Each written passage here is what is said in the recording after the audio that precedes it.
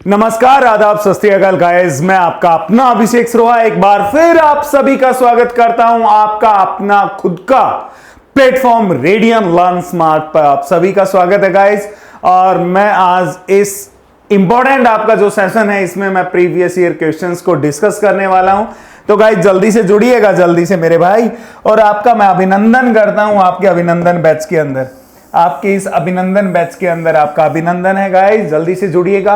और अभी तक आप लोगों ने क्लास को शेयर नहीं किया है तो गाइस सबसे पहले क्लास को शेयर करेंगे, लाइक करेंगे यार। ये जो प्लेटफॉर्म है ना रेडियन लर्न स्मार्ट, इसका जो विजन है वो एक ही है कि जितने भी हमारे युवा बेरोजगार साथी हैं जो काश की उम्मीद लगाकर बैठे कि एक सरकारी नौकरी हो, कि काश एक सरकारी नौकरी हो, काश एक सरकारी नौकरी हो, तो उनकी जिंदगी से उस काश को हटाने के लिए ये रेडियन लर्न स्मार्ट आप लोगों के लिए आया है, आपका अपना बनने के लिए, आपका अपना खुद का बनने के लिए यार। तो गाइस जितना हो सकता है क्लास को शेयर करें। ये सारे के सारे जितने भी सेशंस आ रहे हैं वो सिर्फ और सिर्फ उस काश वर्ड को हटाने के लिए आ रहे हैं कि आप लोगों के पास एक सरकारी नौकरी जरूर आ जाए। तो जितना हो सकता है आप लोग इस क्लास को, इस सेशन को, और आप अपने इस प्लेटफॉर्म रेडियन लर्न स्मार्ट को हर एक युवा बेरोजगार साथी तक शेयर करें ताकि वो काश जो वर्ड है उनकी जिंदगी से हट पाए। चलिएगा सेशन की शुरुआत करते हैं। और पहला क्वेश्चन आपके सामने, the vitamin which are soluble in water. The vitamin which are soluble in water, vitamin जो पानी में घुलनशील है, हिंदी में भी है विटामिन जो पानी में घुलनशील है। कौन सी वो विटामिन होती हैं जो पानी में घुलनशील होती है? इसमें ऑप्शन में दिया है A and B, C D, B C, A D. अब बहुत सारे मेरे युवा बेरोजगार भाई सोचेंगे कि विटामिन पानी में घुलनशील, हमने तो सुना ही नहीं। वो इसलिए नहीं सुना आप लोगों ने कि आपको इसका बेसिक नहीं पता। और एग्जामिनर हमेशा उन छोटी छोटी बातों पर आपको एग्जाम में फंसाने की कोशिश करता है जो आप लोग छोड़ देते हो सोचकर कि ये थोड़ी ना आएगा, इतना बेसिक थोड़ी ना रहने वाला है। और वो आपकी एक कमजोरी है जो एग्जामिनर को पता है कि आप लोग फंसने वाले कहां हो आप। तो चलिएगा देखते हैं हम लोग इसका सॉल्यूशन। मैं बताता हूं आपको।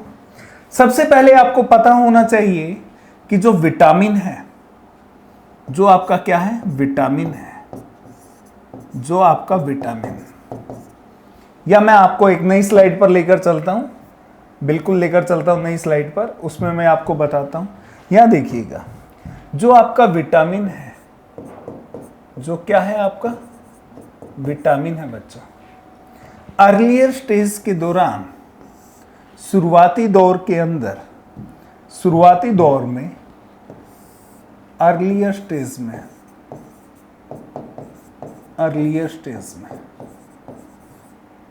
शुरुआती दौरान, शुरुआत में विटामिन को हम लोग किस नाम से जानते थे? That is known as essential nutrient के नाम से। किस नाम से जानते थे? एसेंशियल न्यूट्रिएंट के नाम से। पहला पॉइंट नोट करेंगे कि जो विटामिन्स हैं इनको हम शुरुआती दौर में किस नाम से जानते थे? That is known as essential nutrient. किस नाम से? एसेंशियल न्यूट्रिएंट के नाम से जानते थे। इसकी जो डिस्कवरी की गई, इसका जो आविष्कार किया गया, इसकी जो डिस्कवरी की गई सर, इसका जो आविष्कार हुआ, वो आविष्कार किसने किया था? याद रखिएगा, जेम्स हॉपकिंस ने। किसने किया था? जेम्स हॉपकिंस ने क्या किया था? इसका आविष्कार किया था, इसकी खोज की थी। जब इस विटामिन की खोज इस शख्स ने की, किसने की? जेम्स हॉपकिंस ने। तो बताया कि जो विटामिन्स हैं वो बेसिकली कितने टाइप की होती हैं? 2 टाइप की होती हैं। कितने टाइप की होती हैं? 2 टाइप की। वो 2 टाइप कौन सी बताई इन्होंने? वो बताया कि जो विटामिन्स हैं, ये बेसिकली कितने टाइप की होंगी? 2 टाइप की। वो 2 टाइप कौन कौन से होंगे? यहां देखिएगा, वो 2 टाइप कौन कौन से होंगे? पहला बताया वाटर सोल्यूबल विटामिन, पहला बताया वाटर सोल्यूबल, और यही आपके क्वेश्चन में पूछा गया है। पहला बताया गया water soluble vitamin, water soluble vitamin, पानी में घुलनशील, पानी में घुलनशील, पानी में घुलनशील। दूसरा क्या बताया गया? Fat soluble vitamin, fat soluble vitamin, वसा घुलनशील vitamin,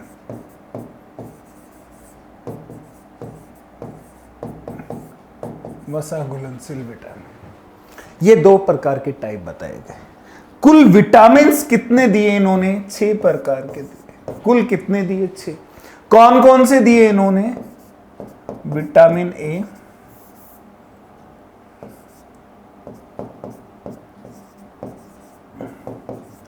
vitamin A, vitamin B,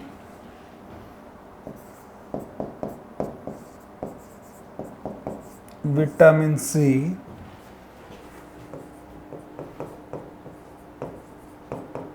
vitamin D, vitamin E और विटामिन के। ये 6 प्रकार के क्या दिए गए? विटामिन्स दिए गए। इन 6 विटामिन्स को क्या कर दिया गया? 2 पार्ट्स के अंदर डिवाइड कर दिया गया, जिसमें से क्या निकल कर आए आपके? वो आए वाटर सोल्यूबल और कुछ निकल कर आए फैट सोल्यूबल। फैट सोल्यूबल कौन कौन से हैं आपके? याद रखिएगा, vitamin A, D, E and के। ये क्या है? Fat soluble vitamins. ये क्या है आपके? फैट सोल्यूबल विटामिन्स निकल कर आए मेरे भाई। ये क्या होते हैं? वसा घुलनशील विटामिन होते हैं। इनको एक वर्ड से याद भी कर सकते हैं हम लोग। वो वर्ड क्या है? कीड़ा। इस कीड़ा को आप इंग्लिश में कैसे लिखते हो? KEDA, कीड़ा। आप बोलते हो ना कि तेरे दिमाग में कीड़ा है क्या? आप ऐसा बोलते हो ना, तो वही कीड़े की बात हो रही है यहां पर। तो यहां देखिएगा आप लोग कि विटामिन के, vitamin E, vitamin D and vitamin A, ये चारों के चारों इसके अंदर मौजूद है ना। तो ये चारों क्या है? Fat soluble. इधर हम बात कर रहे हैं वाटर सोल्यूबल में, तो यहां आपको सीधा सीधा दिखाई दे रहा है कौन कौन से बच गए? 2 बच गए आपके। कौन से 2 बच गए आपके? याद रखिएगा, vitamin B and C, vitamin B and C. ये दोनों क्या है आपके? Water soluble. ये दोनों क्या है आपके? वाटर सोल्यूबल विटामिन से। आया समझ में? मेरे हिसाब से मुझे नहीं लगता कि यहां तक आपको कोई दिक्कत होगी। बिल्कुल मुझे ऐसा नहीं लग रहा है। हाँ, इनके सोर्सेज क्या होते हैं यहां मैं आपको बता देता हूं। वाटर सोल्यूबल विटामिन्स का कभी भी सोर्स क्या नहीं हो सकता है? मिल्क। कभी भी इसका source milk and milk product, milk and milk products और नॉन वेज, और नॉन वेज कभी भी क्या नहीं होंगे? यहां देखिएगा, इसके सोर्स नहीं हो सकते हैं।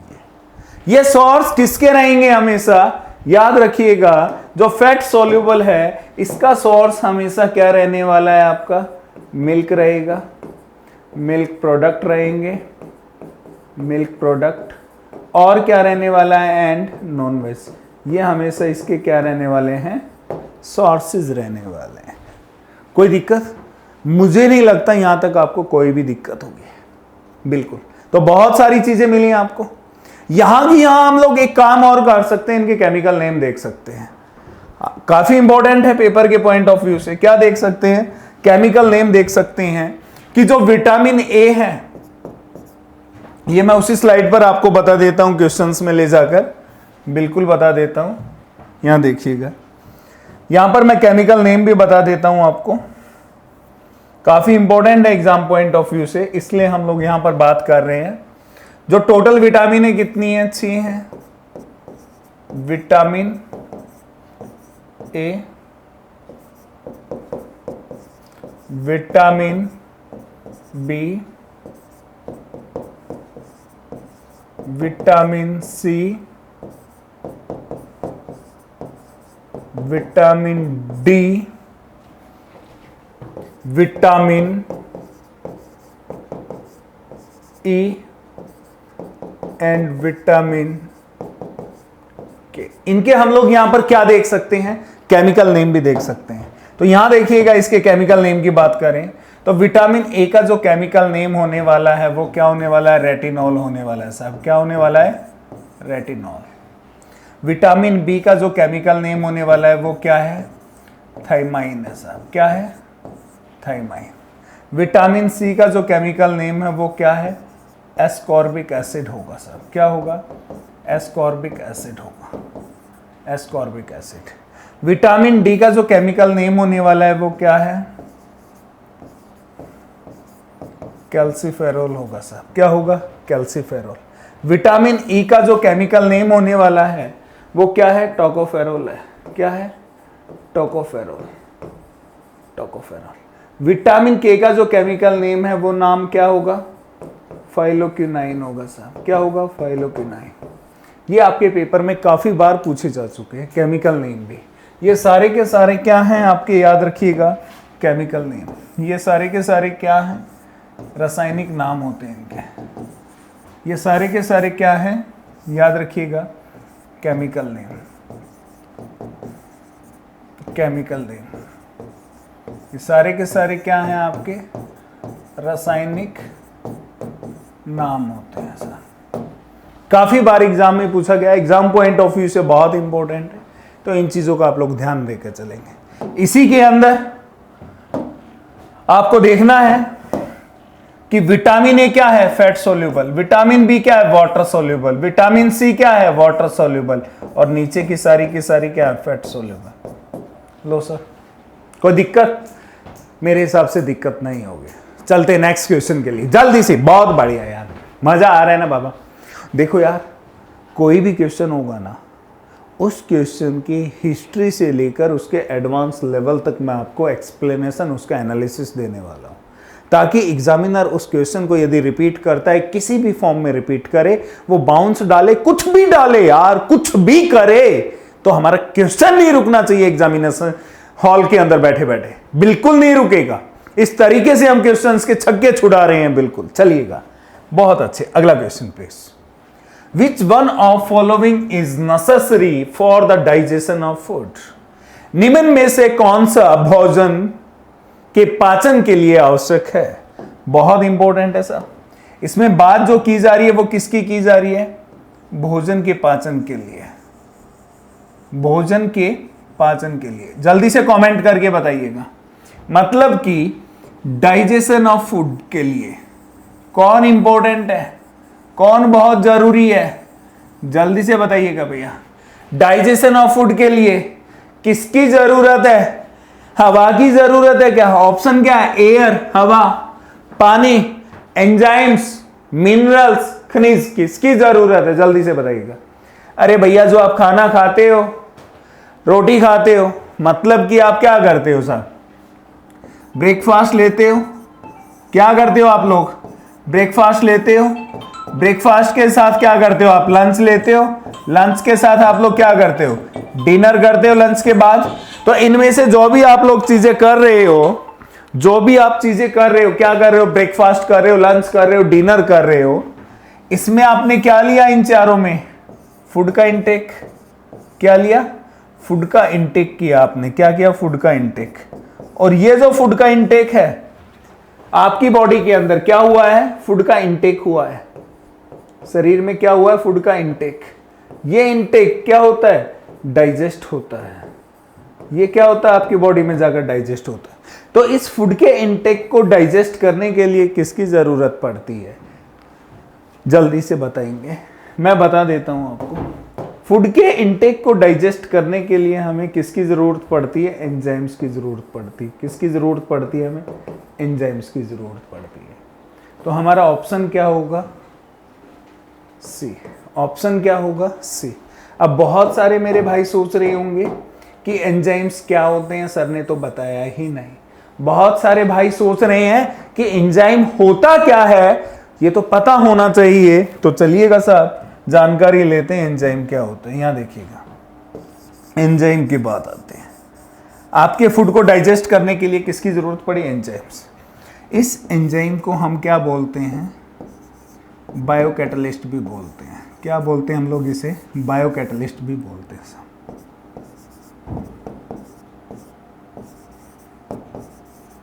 बायोकैटलिस्ट, इस एंजाइम को हम लोग क्या बोलते हैं? बायोकैटलिस्ट। ये क्या करते हैं बायोकैटलिस्ट? जो आपने फूड इनटेक किया है उसमें क्या होगा? स्टार्च मौजूद होगा, उसमें क्या होगा? फैट मौजूद होगा, उसमें क्या होगा? प्रोटीन मौजूद होंगे आपके, उसके साथ साथ क्या मौजूद होंगे आपके? मिनरल्स मौजूद होंगे, और उसके साथ साथ क्या मौजूद होंगे? मिनरल्स के बाद विटामिन मौजूद होंगे। क्योंकि एक प्रॉपर फूड के अंदर ये पांचों चीजें पाई जाती हैं। एक प्रॉपर फूड के अंदर ये पांचों के पांचों क्या होते हैं? हमारे न्यूट्रिएंट्स पाए जाते हैं। ये पांचों के पांचों क्या होते हैं?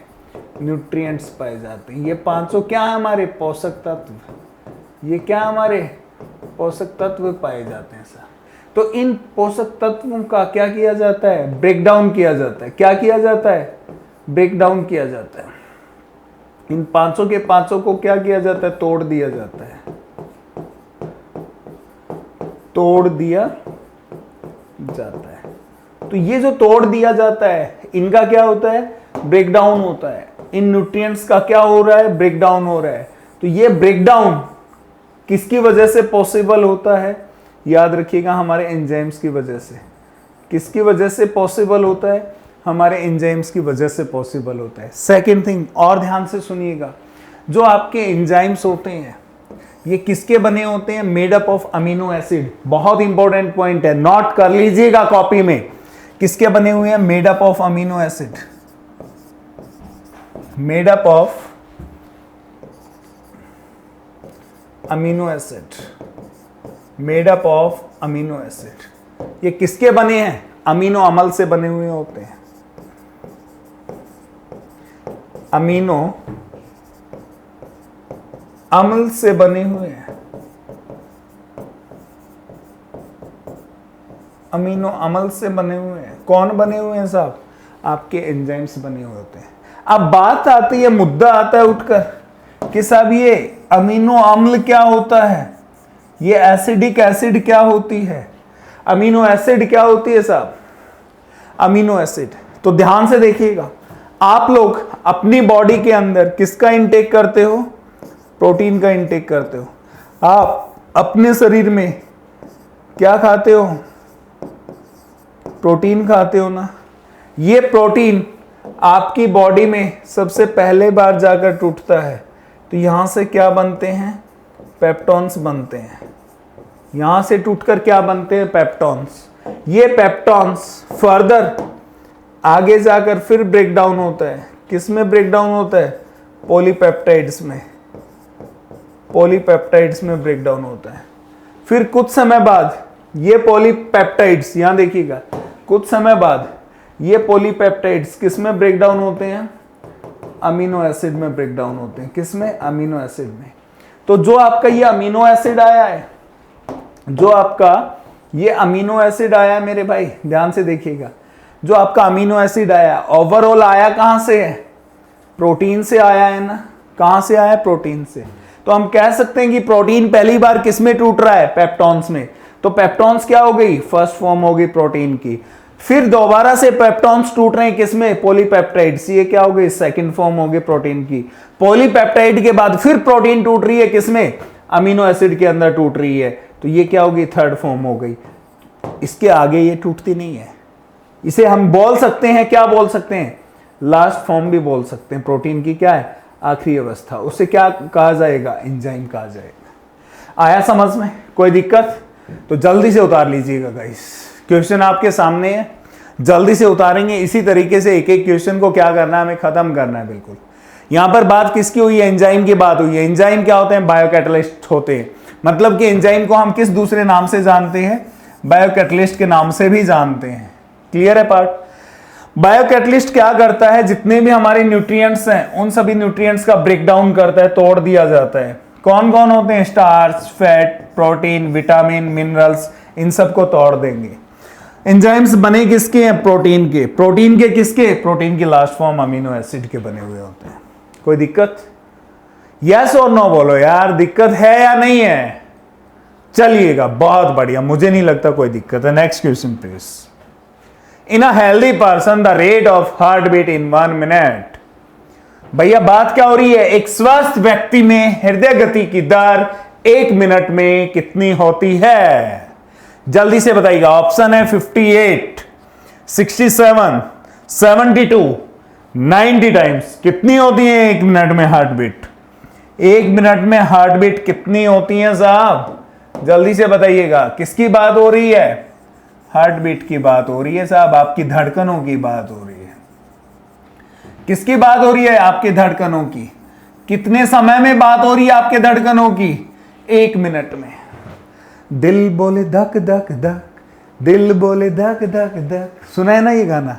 तो ये आपका दिल कितनी बार बोलता है धक धक धक? ये पूछ रहा है किसके अंदर? एक हेल्दी पर्सन के अंदर भैया, एक स्वस्थ व्यक्ति के अंदर। और ये जो स्वस्थ व्यक्ति होगा इसे हमें क्या करना पड़ेगा? कंसीडर अडल्ट कंसीडर करना पड़ेगा। किसकी बात हो रही है? एक अडल्ट पर्सन की बात हो रही है साहब। किसकी? एक अडल्ट पर्सन की बात हो रही है। तो जल्दी से बताइएगा साहब, जल्दी से बताइएगा आप लोग, जल्दी से देखिएगा साहब। यहां पर देखेंगे जो आपका कोई भी अडल्ट पर्सन होता है, कोई भी आपका क्या होगा? अडल्ट पर्सन होगा। अडल्ट कौन हो सकता है? It may be a male और it may be a female. या तो वो क्या हो सकता है? पुरुष हो सकता है या वो महिला हो सकती है। तो याद रखिएगा इन दोनों के अंदर जो हार्ट बीट होती है वो कितनी होती है? 72 हार्ट बीट होती है साहब। कितने समय में? पर मिनट में। 1 मिनट के अंदर कितनी होंगी? 72 हार्ट बीट होंगी। तो आपका आंसर क्या होगा साहब इसमें? 72 हार्ट बीट। आया समझ में? आपसे पूछा जाए मैक्सिमम हार्ट बीट किस में पाई जाती है? किसकी बात की जाए आपसे? मैक्सिमम हार्ट बीट की बात की जाए, मैक्सिमम हार्ट बीट की आपसे बात की जाए, अधिकतम हृदय की धड़कनें किस में होती हैं? तो याद रखना मैक्सिमम हार्ट बीट जो मिलेंगी आपको, मैक्सिमम हार्ट बीट जो आपको मिलेगी वो किस में मिलेगी? इन्फेंट बेबी के अंदर मिलेगी साहब। किस में? इन्फेंट बेबी के अंदर। इन्फेंट बेबी नहीं, इसमें तो सेकंड टाइम पे होती है। नहीं, माफ करना मेरे भाई, किस में होगी? फीटस के अंदर होती है। किसके अंदर होती है? फीटस के अंदर होती है। फीटस के अंदर कितनी होती है मेरे भाई? याद रखिएगा 140 से लेकर 160 हार्ट बीट पर मिनट होती है मेरे भाई। 140 से 160 हार्ट बीट पर मिनट होती है। इसके बाद आता है आपका इन्फेंट, जिसकी मैं बात कर रहा था आपसे, इन्फेंट बेबी। इन्फेंट बेबी या हम इसे क्या बोल सकते हैं? न्यू बॉर्न बेबी बोल सकते हैं। क्या बोल सकते हैं हम लोग? न्यू बॉर्न बेबी बोल सकते हैं। और इस न्यू बॉर्न बेबी के अंदर जो हार्ट बीट होती है वो कितनी होती हैं? 100 से लेकर 120 हार्ट बीट पर मिनट होती हैं 1 मिनट के अंदर सा। ये क्या है? मैक्सिमम। आपसे बात की जाए किसकी? मिनिमम हार्ट बीट की बात की जाए। किसकी बात की जाए आपसे? मिनिमम हार्ट बीट की बात की जाए।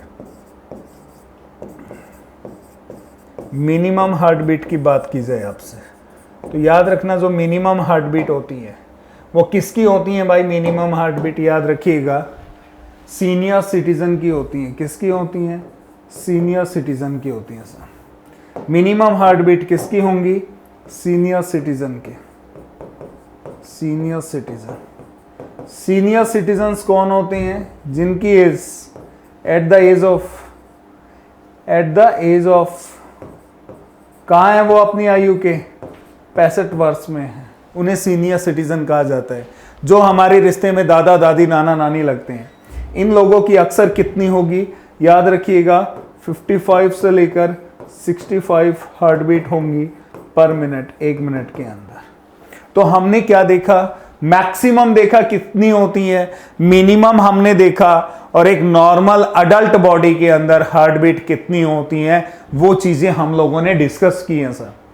अब बात यह भी आ सकती है कि जो हार्ट बीट है, यहां देखिएगा साहब, इसमें स्पेस नहीं छोड़ने वाले, बिल्कुल कतरा कतरा उड़ा देंगे क्वेश्चन का, बिल्कुल उड़ा देंगे साहब। यहां देखिएगा, आपसे पूछा जाए कि हार्ट बीट को मेजर किसके द्वारा किया जाता है, मेजर की बात की जाए, हार्ट बीट को मेजर किसके द्वारा किया जाता है, मतलब कि किसके द्वारा मापा जाता है, मापा जाता है, किस इंस्ट्रूमेंट के द्वारा मापा जाता है। तो याद रखिएगा, इसको जो मापा जाता है उस इंस्ट्रूमेंट का जो नाम है वो क्या है, स्टेथोस्कोप। क्या नाम है, स्टेथोस्कोप। किसकी हेल्प से मापा जाता है, स्टेथोस्कोप की हेल्प से मापा जाता है। कोई दिक्कत, कोई दिक्कत किसी भी प्रकार की, हाँ और ना बताइएगा। चलिएगा आगे बढ़े, नेक्स्ट क्वेश्चन प्लीज। चलिएगा नेक्स्ट क्वेश्चन, अगला क्वेश्चन बहुत बढ़िया आपके सामने, सिस्टोलिक एंड डायस्टोलिक, ध्यान से सुनिएगा, systolic and diastolic pressure in a healthy man. किसकी बात हो रही है साहब, यहां पर किसकी बात हो रही है, सिस्टोलिक, किसकी बात हो रही है, सिस्टोलिक और डायस्टोलिक। और ये क्या है, प्रेशर, किसका प्रेशर, एक हेल्दी पर्सन का, एक हेल्दी मैन का साहब। कुछ समझ पा रहे हो, कुछ समझ पा रहे हो आप लोग, कुछ समझ पा रहे हो क्या साहब। ये mm ऑफ hg लगा लेना पीछे, क्या होता है mm ऑफ, सॉरी ये क्यों भाग रहा है भैया, ये टेढ़ा हो गया क्या, अरे भैया रुक जाओ यार, रुक जाओ भैया, बिल्कुल सही है। इसके पीछे क्या लिख लेना आप लोग, mm ऑफ hg। क्या होता है स्टोलिक और डायस्टोलिक, क्या आप में से कोई मुझे एक्सप्लेन कर सकता है, what will be the systolic and what will be the diastolic limit. क्या होता है, एक स्वस्थ आदमी में सिस्टोलिक और डायसिस्टोलिक दाब क्या है, यहां देखिएगा क्या होता है ये, यहां देखिएगा साहब, मैं आपको बताता हूं क्या होता है। इसमें जो बात की गई है, किसकी बात की गई है मेरे भाई, याद रखिएगा, इसमें बात की गई है स्टोलिक के, और बात किसकी की गई है, डायस्टोलिक प्रेशर के। किसके अंदर, हेल्दी पर्सन में। हेल्दी पर्सन का मतलब क्या, नॉर्मल। तो याद रखिएगा, स्टोलिक जो होता है कुछ इस तरीके से होता है, क्या होता है, स्टोलिक, और इसके नीचे क्या आता है आपका, डायस्टोलिक आता है। इसके नीचे क्या आता है आपका, डायस्टोलिक आता है। कहीं देखा आपने ऐसा लिखा, क्या आता है, डायस्टोलिक आता है। ये स्टोलिक होता क्या है, सबसे पहली बात तो यही है कि स्टोलिक का मतलब होता क्या है। तो याद रखिएगा, स्टोलिक का मतलब जो होता है मेरे भाई, वो क्या होता है, यहां पर देखिएगा, rate of contraction of heart, rate of contraction of heart, rate of contraction of heart, हृदय के सिकुड़ने की गति। इसके बाद डायस्टोलिक क्या है, रेट ऑफ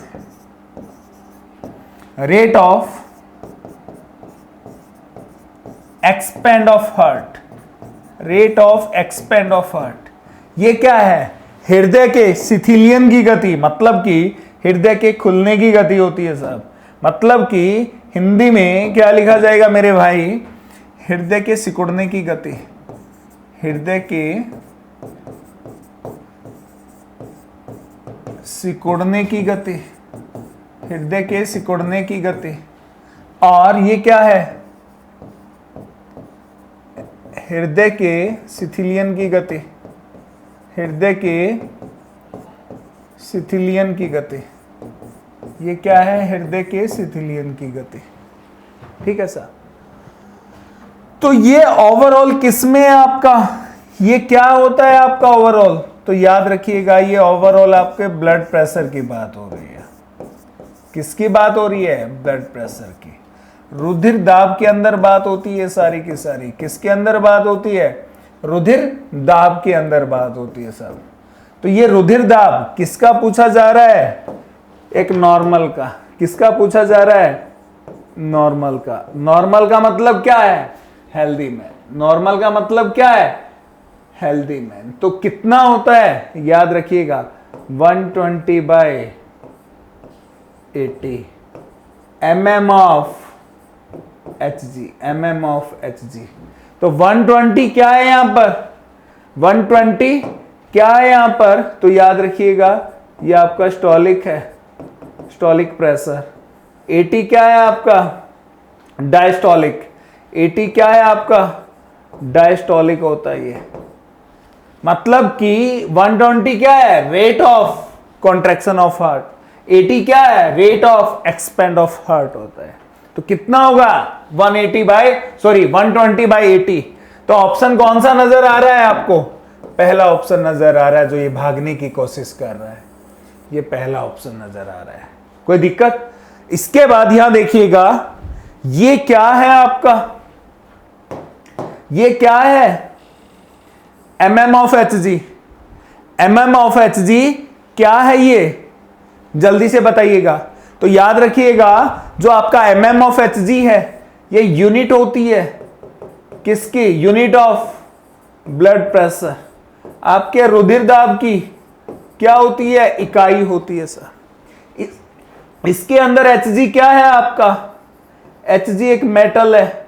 कौन सा मेटल है? मरकरी होता है साहब। कौन सा है ये? मरकरी, पारा।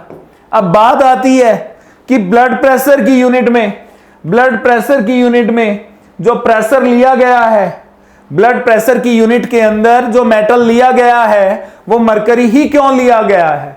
बाकी अदर मेटल क्यों नहीं लिए गए? वो इसलिए क्योंकि ये इकलौता मेटल है।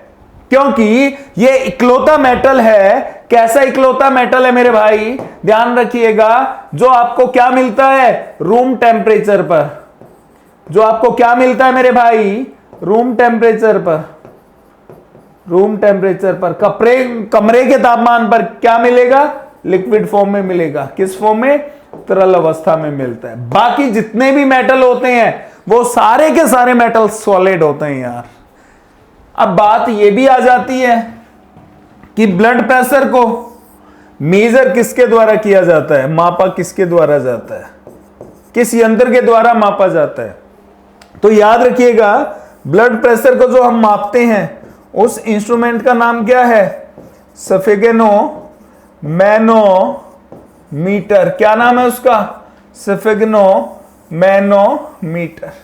आया समझ में? ब्लड प्रेशर की टाइप कितनी होती है साहब? कितने प्रकार का होता है? 3 प्रकार का। उन 3 में से एक कौन सा है आपका? नॉर्मल होता है। दूसरा कौन सा होता है? यहां देखिएगा, दूसरा कौन सा होता है? हाई होता है। तीसरा कौन सा होता है? लो होता है। हाई में चीजें कितनी होती हैं? तो यहां देखिएगा, हाई के अंदर जो चीजें रहती हैं आपकी 140/100 mm ऑफ Hg। लो के अंदर कितनी चीजें रहती हैं? 80/60 mm ऑफ Hg। तो साहब ऐसे क्या करना है? क्वेश्चन था नॉर्मल का, ब्लड प्रेशर का, कहानी रच डाली हमने, सब कुछ निकाल दिया, निचोड़ दिया बाबा, कुछ बचा ही नहीं अब। और जब बचेगा नहीं तो क्वेश्चन कैसा ही आ जाए, छक्के छुड़ा देंगे एग्जाम में बैठकर और बता देंगे एग्जामिनर को कि हम आए हैं रेडियन प्लेटफॉर्म से, जो हमारा खुद का आप लोगों का प्लेटफॉर्म है यार। बिल्कुल जल्दी से उतारिएगा आप लोग, जल्दी से, और जल्दी से बताएंगे क्या आपको कोई दिक्कत समस्या आ रही है नजर? जल्दी से बताएंगे। मुझे नहीं लग रहा कि आपको कोई भी दिक्कत समस्या होगी यहां तक। जल्दी से बताइएगा। तो मेरे हिसाब से कोई दिक्कत समस्या नहीं है। तो गाइस अब समय हो गया है यहीं पर अलविदा करने का, क्योंकि अब मेरे बैक टू बैक जो आपकी नेक्स्ट सेशन जो आ रहा है वो रीजनिंग का सेशन आ रहा है, जो आपके रीजनिंग के महायोद्धा रोहित सर लेकर आ रहे हैं गाइस। तो अब समय हो गया आपसे अलविदा लेने का। मुलाकात करते हैं आपसे अगली क्लास में। तब तक के लिए नमस्कार, आदाब, सत श्री अकाल। Thank you so much guys, thank you so much. Love you all मेरे भाई, love you all, thank you. और जो आप लोगों का प्यार हमें मिल रहा है उस प्यार के लिए मैं आप लोगों के आगे नतमस्तक हूं मेरे भाई, नतमस्तक। चलिएगा, थैंक यू सो मच। जय हिंद, जय भारत मां।